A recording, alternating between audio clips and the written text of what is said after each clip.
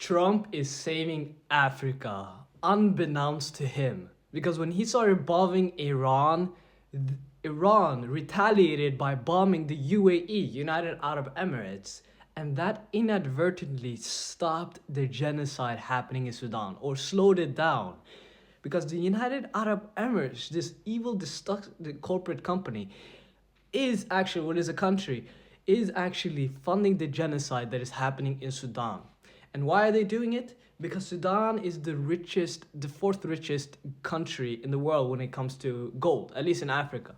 And it is the most fertile land in Africa as well. And what are the two things that the UAE doesn't have naturally in their geography? Fertile land and gold, because it's a desert country. So what do they do? Because gold is on the high right now, they funded the genocide happening in Sudan, and the RSF, Rapid Support Force, who are committing these crimes on the ground, are now having control of the gold mines and sending all of the gold into the UAE, United Arab Emirates. Now, Sudan took the UAE to court, but it was dismissed because the United Arab Emirates has a clause in their contract which they signed with the International Court of Justice that basically enabled them for getting judged or prosecuted for genocide.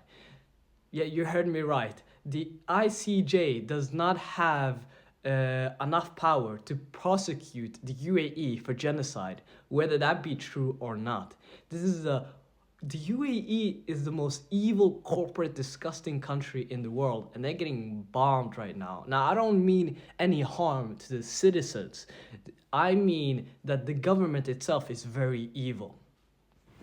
Now, it's not just Trump that is inadvertently saving Africa. Somalia banned the UAE from using its bases as well because the UAE is trying to basically separate Somalis from each other, starting with Puntland. So Puntland is like the Horn area of Somalia, and they wanted to have a base there, and they were influencing the government there to split from the actual government of Somalia.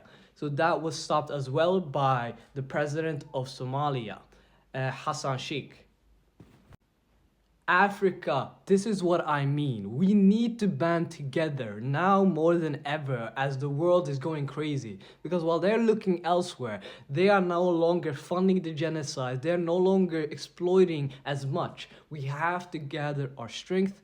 We have to unite. And Zimbabwe and Zambia are already doing it. Zimbabwe nationalized their resources, or at least banned the exports of raw materials until they are able to process it themselves so that they can control the prices of their raw materials.